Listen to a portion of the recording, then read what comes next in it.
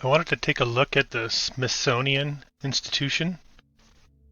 Interesting roots on this one. It can be traced to a group of Washington citizens who, being impressed with the importance of forming an association for promoting useful knowledge, met in 1816 and established the Columbian Institute for the Promotion of Arts and Sciences. Kind of a vague purpose. You can see some big names going on here: John Quincy Adams, Andrew Jackson, Henry Clay. Names we've seen in this research before. And for those of us with a lack of trust in authority and officialdom, the Smithsonian seems to be an institution that is keeping a lot from the citizens. Now, this is the famous castle, an early photograph. If we look into the roots of it, we're told it was built in 1849 to 1855, so quite an early time period, and definitely looking like a castle. And if we take a quick peek at the architect here, Mr. James Renwick Jr., looking like Fagin from Oliver Twist. Just to look at a few of the structures that this gentleman had a hand in building. I'll just go through some of these here, give you an idea of how many amazing structures are attributed to these phantom architects from the past.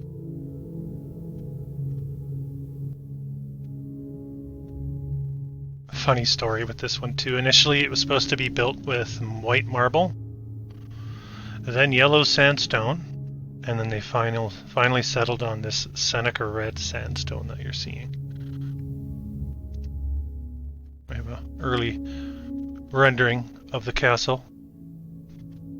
And it looks like this place gets a fire in 1865, damaging all sorts of paintings and other works contained within the Smithsonian, and then they have to beef it up and fireproof it. Electrical lighting is installed in 1895, we're told. And interestingly, on this castle, we have a construction photo, believe it or not, from 1850 that only recently, somewhat recently, popped up, like within the last 10-15 years, thereby proving that this thing was being constructed at that time, or so the story goes. And it was donated to the Smithsonian as part of its 169th birthday, apparently. Make of that what you will. Funny how they find construction photos after the fact, especially after the timeline is starting to become questioned. Strange part of the narrative indeed. Early photographs, 1865, we're being told. Looks really strange what's going on here in the street. There's the castle. A little bit more from the interior, and we'll move on to another structure occupied by the Smithsonian, the National Museum of Natural History. And we have 1910 is a opening date for this structure. And what do you find in the National Museum of Natural History? You find a little bit of our deep history brought to you by the likes of Darwin and Richard Owen and those type of individuals, setting the narrative, putting it all on display for those of us who want to consume the historical narrative that they need us to. Definitely looking like an old worlder, fantastic looking structure with a big nasty old T-Rex in there. It is funny too how these all look a little different depending on what museum you're in. They take a lot of creative license with these dinosaur skeletons. This is the National Portrait Gallery. It used to be the Patent Office. And we have a couple black and whites actually, just to show you some of the interior. Spectacular detailing going on with the interior. So what really are they archiving in the Smithsonian? Is it classified information? You know, we can get into things like the giant skeletons being discovered and hidden away in places like the Smithsonian. It kind of reminds me of that scene in Indiana Jones. I think it's Raiders of the Lost Ark, where they find the Ark and they put it away in the archives, never to be seen again. I think this is a way to keep discoveries and information from the people under the guise of making everything available to the public. Because you could tour and go through a certain area and view the stuffed animals and the dinosaurs, skeletons that have been discovered, then we're supposed to assume that everything is on the up and up, I guess. I don't know. You have that classic octagonal decoration on the ceilings in this National Postal Museum. And you have the Renwick Gallery, or the Renwick Gallery. An early structure as well. So the Smithsonian Institute, dedicated to art, apparently not with that type of font. Everything else here screams yes, but this makes me wonder who put this on there. The Smithsonian Institute, looking a lot like another symbol that we're familiar with here.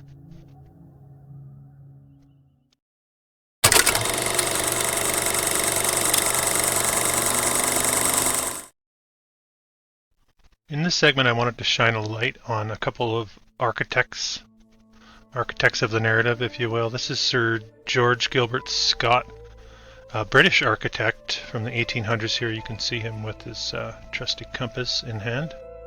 And it was a viewer that led me to this gentleman. This is just an example of some of the works that he was involved in designing. This was in India, apparently. The Bombay University Convocation Hall, built in the 1870s, we're told. So he designed it from afar, apparently, and they built it over there, which, if you believe that. Foreign Commonwealth Development Office. And just a taste of a bit of the inside on that one, in case you thought it wasn't that spectacular. Now, why do I bring up this gentleman in particular? Because apparently he was responsible for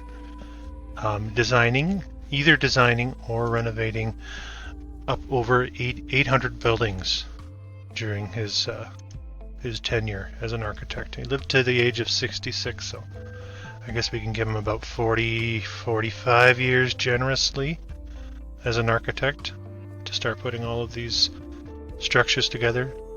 St. Mary's Cathedral in Glasgow. One of my favorites here, the hotel at St. Pancras Station in the UK.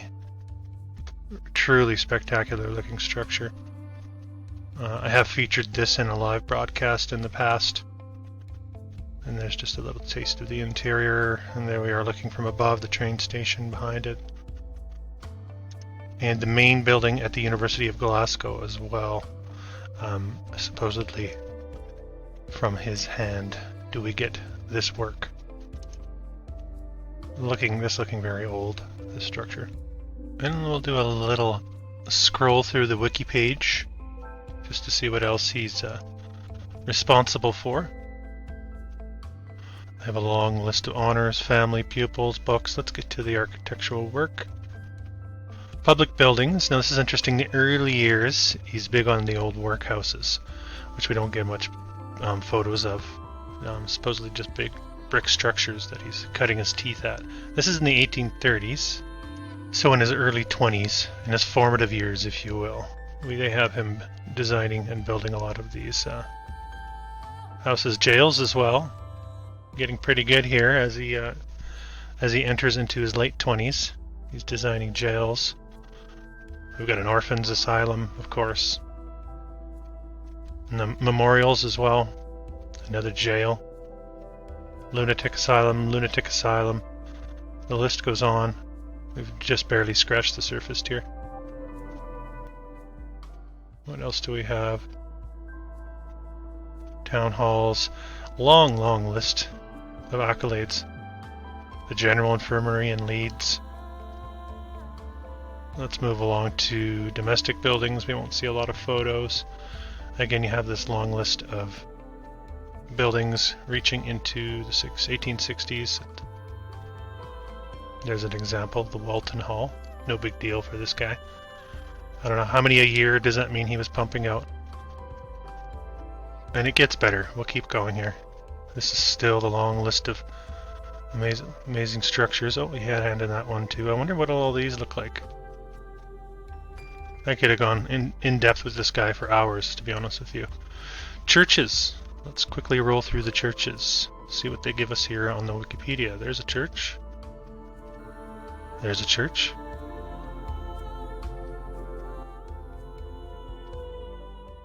It looks like they're just attributing all these types of structures to this one gentleman. Another church. We're seeing that architecture repeat itself. This is the one in Hamburg. This one's interesting, actually. Let's pull this one up. Has been destroyed. This is the side-by-side. We saw that one earlier. This is what still stands to this day. It's amazing looking structure. And then we'll keep going. More churches, not done yet. Wow, look at that long list of churches. How many did he do in just the 1 year? 1865. We got St. Andrew's, St. John the Baptist, St. Luke Church, St. Stephen and St. Mark, St. Mary, St. Edmund still, 1865. Come on. How many churches can you design in 1 year? Anyway, let's move on to his restoration work. And granted, yeah, he didn't build all of these from scratch, of course. It's a restoration. These are just the churches. Again, I'm going to scroll past because it's going to look very similar to what we saw above. But you get the picture, I hope. I'm going to go down to the cathedrals. He also had a hand in restoring all these cathedrals. And then you get a sense of how amazingly ridiculous these things are. And he puts his touch on these, apparently, and gives them a different flair a lot of the time. Almost all the major cathedrals here in the UK. I shouldn't say all. I'm sure there's plenty more. But you get the picture. Abbeys, priories, collegiate churches, and other restoration work. And we'll do a quick scroll through. They always start with something simple, right? There's a workhouse, just to show that he had humble beginnings. Once he got good with that compass and the T-square, though, he could design like no other. So that would be George Gilbert Scott, Sir George Gilbert Scott, knighted. We're going to look at an American architect now. We come over to New York. The architect Bertram Goodhue, or Bertram Grosvenor Goodhue. There's another double G on the back end this time. And why are we looking at this gentleman? Well, let's take a look at his body of work that's listed for us. He did the Lincoln State Capitol. Lived into the 20s. Here we have some of his projects. Now let's, again, churches. You're going to see a similar theme popping up here. Churches. That wouldn't be the church that they're highlighting there. Sometimes you get that on Wikipedia. They show you the modern version, but they're actually trying to... What they're telling you is he built the original. And in the case of that public library in Nashua that I just clicked on, they showed us this picture. The church that he designed was this one here. It's no longer used as a church. Anyway, let's keep moving forward. And you can see some of the vastness of the architecture that he was involved in.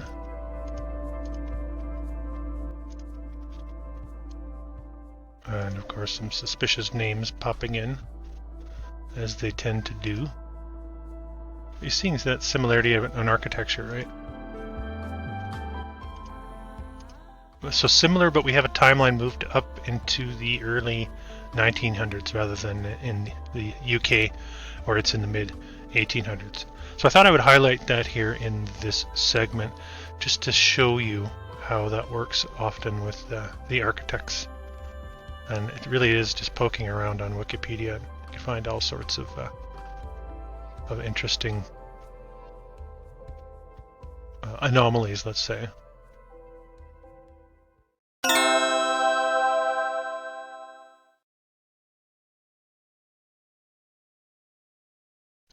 And for the final segment of this video, I wanted to take you to Sirmione, I don't even know if I'm saying that right, Italy. This is a video by Pockets of Survival. They do some wonderful short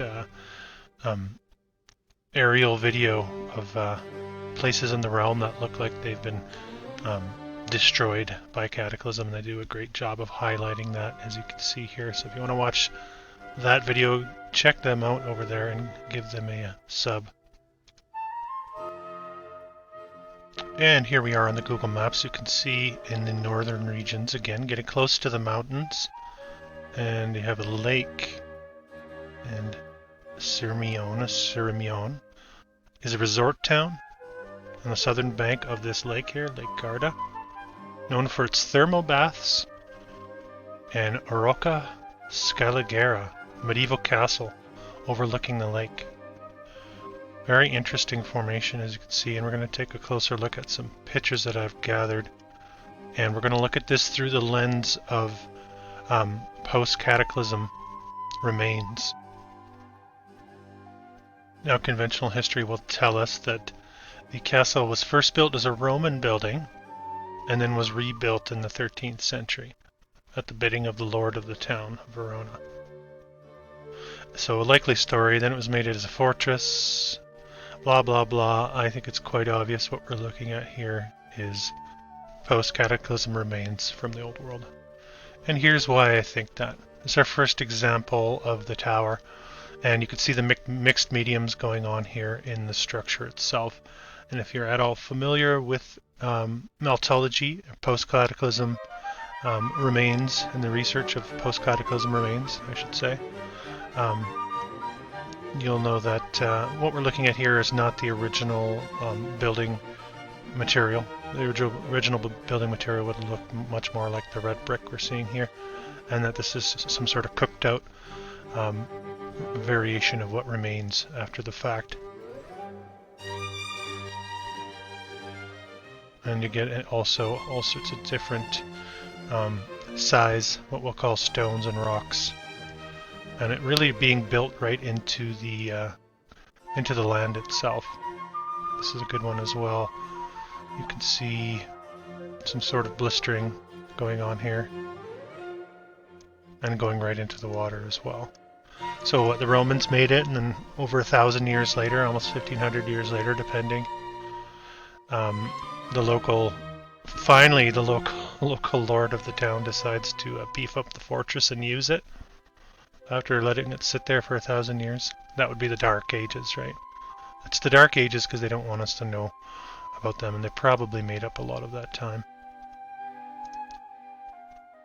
At least that's my opinion. You don't have to believe it, but this is what it looks like to me.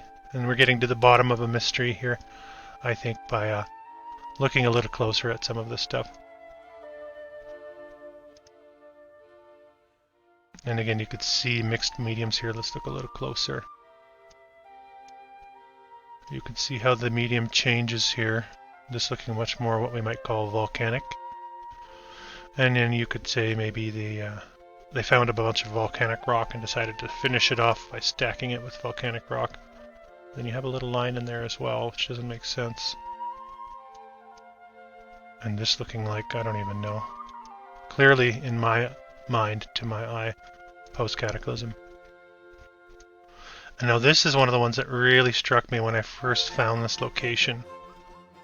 And I'll have one more example of this tower-looking structure.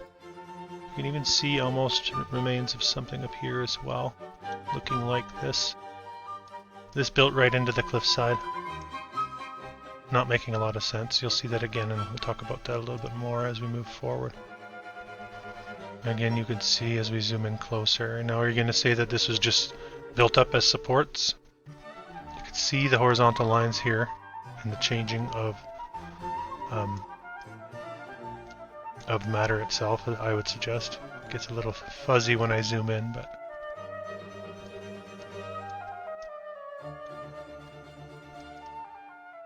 and there's a good visual of the fort itself, the remains of the fort. Now, is that supposed to be the Roman portion?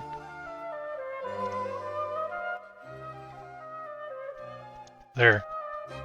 This is a great visual of what remains of that wall. You can see how this angle is continued. all the way up. But this part has turned into what we're going to call multi-millions of years old rock. And this, they'll say, was man-made. Even here, you could see a portion of it as well. So we're trying to make the case here for this being post-cataclysm. We're going to revisit catastrophism, and uniformitarianism in the field of geology needs to be heavily scrutinized, I suggest at this point. There's a nice aerial view. So the suggestion is that all of this was structure, and this is what remains. And then if you look underneath a lot of this area, we're probably going to find walls, arches, caves possibly. Sure would be an interesting place to visit. Or more again of that mixed medium.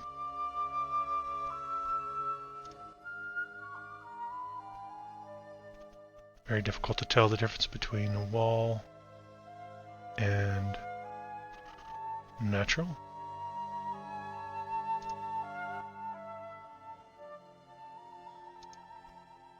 And I'm curious your thoughts, the viewer, on this post-cataclysm theory. I think we are seeing evidence of the remains realm-wide. What do you think happened? Do you think anything happened? Do you think the uniformitarians are right on this one, or you think are we being misled and deceived? I just want to bring you the visual evidence and some of my ideas.